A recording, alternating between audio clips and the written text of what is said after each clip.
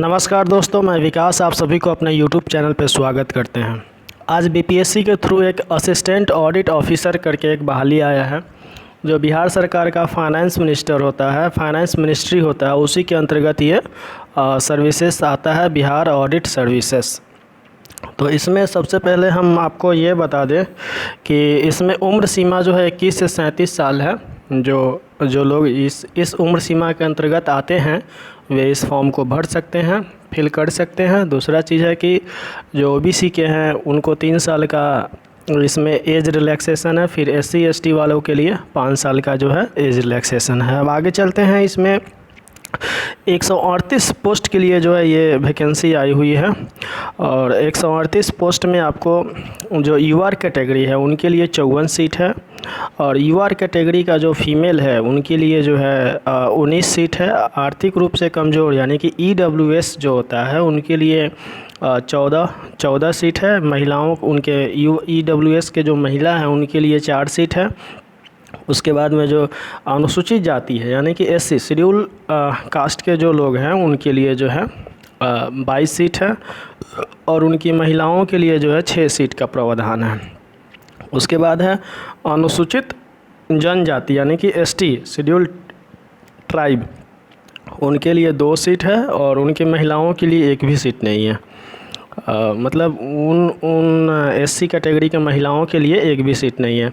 अत्यंत पिछड़ा वर्ग यानी कि EBC या इसको आप MBC भी बोल सकते हैं। EBC एक्सट्रीमली बैकवर्ड क्लास के लिए जो है 25 सीट है, और उनके महिलाओं के लिए यानी कि उस कैटेगरी के महिलाओं के लिए 9 सीट है। पिछड़ा वर्ग के लिए 17 सीट है OBC के लिए, और OBC के लिए 17 सीट है, और लेडीज़ के लिए OBC के लेडीज़ जो फीमेल है उनके लिए 6 सीट है। और पिछड़े वर्ग की महिला, देखिए पिछड़े वर्ग की महिलाओं के लिए इसमें 4 सीट अलग से है। ये पीछे बिहार सरकार में BC जो महिला होती है WBC जिसको हम लोग बोलते हैं वीमेन बैकवर्ड क्लास, उनमें जो है 4 सीट अलग से है। उसके बाद इसमें स्वतंत्रता सेनानियों के पोता पोती नाती नतनी के लिए 2% का रिजर्वेशन होता है, जिनको 3 सीट दिया गया है। दिव्यांगों के लिए जो है आपको 6 सीट है। ठीक है, तो कुल मिलाकर टोटल जो है आपको 138 पदों के लिए वैकेंसी आया हुआ है, जिसमें सबसे बड़ा चीज़ ये है कि आप जो इसमें ग्रेजुएशन जो लोग जो है वाणिज्य यानी कि कॉमर्स, अर्थशास्त्र यानी इकोनॉमिक्स, सांख्यिकी, स्टैटिक्स, अथवा जो मैथ से गणित से जो ग्रेजुएट हैं वही लोग इस फॉर्म को भर सकते हैं। और दूसरा चीज़ है कि जो MBA फाइनेंस में किए हुए हैं वो भी भर सकते हैं। CA जो किए हुए हैं चार्टर्ड अकाउंटेंट, ICAA जो किए हुए हैं, और CS किए हुए हैं जो डिग्री लिए हुए हैं, इन सब ये सब जो डिग्री चारों डिग्री लिए हुए हैं जैसे MBA फाइनेंस, CA, ICAA और CS, ये भी लोग जो है इस फॉर्म को भर सकते हैं। और जो शैक्षणिक योग्यता से संबंधित सभी प्रमाण पत्र ऑनलाइन आवेदन भरने की अंतिम तिथि 15/5/2021 के पूर्व का निर्गत होना चाहिए, अन्यथा उम्मीदवार की उम्मीदवारी रद्द की जा सकती है। इसका कहने का मतलब ये है कि आपका जो सर्टिफिकेट है, जो भी ग्रेजुएशन का हो या जो आप प्रोफेशनल जो डिग्री है, तो ये सब जो भी डिग्री है आपको जो फॉर्म आप इसका अंतिम जो तिथि है 15/5/2021, उसके पहले तक ये आपका कोर्स जो है कंप्लीट हो जाना हो पहले से जो है कंप्लीट हो गया हो, तभी आप इस फॉर्म को भर सकते हैं। ठीक है, आगे है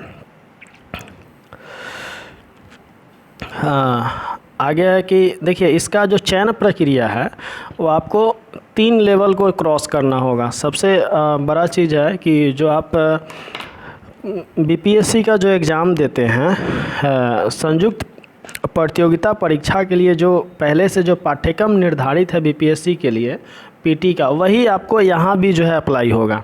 यानी कि 150 क्वेश्चन होगा, उसमें 150 क्वेश्चन PT में 150 क्वेश्चन होगा, और 150 में से आपको जो है सिर्फ क्वालिफाई करना होता है। 2 घंटा का एग्ज़ाम होगा, फिर उसके बाद मेंस होगा, और मेंस आपको मान के चलिए कि मेंस में एक चीज़ आप देखे होंगे कि जब आप बीपीएससी का जो रेगुलर बीपीएससी आता है तो उसमें जब आप फॉर्म भरते हैं तो उसमें बहुत सारा ऑप्शन चुनने को होता है कि हम ये सब्जेक्ट ले, वो सब्जेक्ट ले, हिंदी ले। जैसे कि हम हिंदी खुद लिए हुए हैं तो वैसे आप बहुत सारा सब्जेक्ट चूज कर सकते हैं।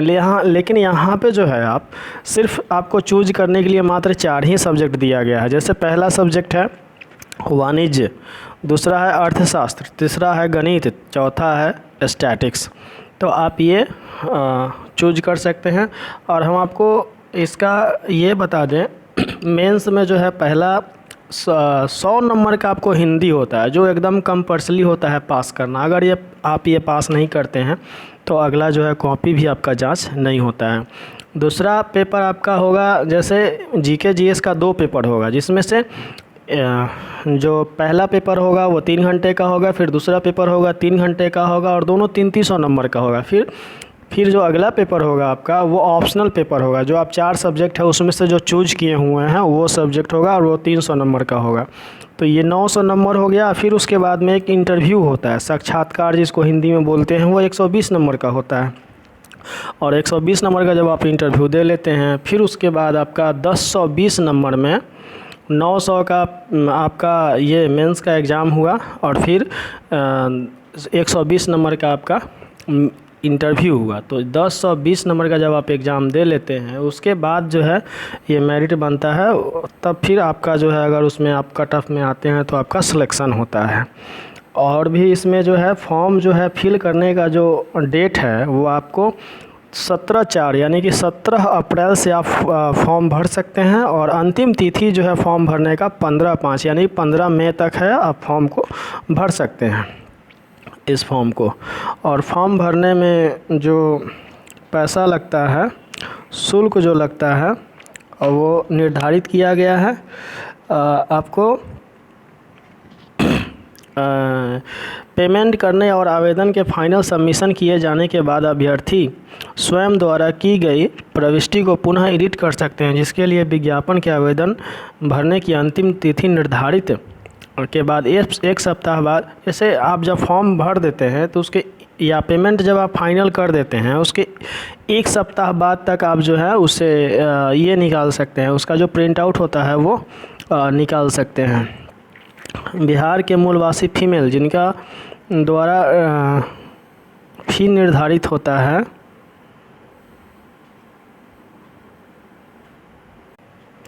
फी इसमें जो है आपको जनरल कैटेगरी के लिए 600 रुपया है। फिर उसके बाद ओबीसी भी 600 रुपया, और ओबीसी हो गया या ईबीसी हो गया, ये सब के लिए 600 रुपये है। और जो बिहार राज्य के अस्थायी निवासी सभी आरक्षित या अनारक्षित वर्ग की जो महिला उम्मीदवार है उनको 150 रुपया लगेगा मात्र फॉर्म भरने में। तो आप लोग जो है इस फॉर्म को भर सकते हैं। और इस वैकेंसी के संबंधित और भी कोई आप लोगों को जानकारी चाहिए, कुछ भी अगर आपको जानकारी चाहिए तो हमारे कमेंट सेक्शन में जा कर के आप कमेंट ज़रूर कीजिएगा, ताकि हम जो है आपको इसके बारे में और भी डिटेल्स जानकारी दे सकें। तो दोस्तों धन्यवाद।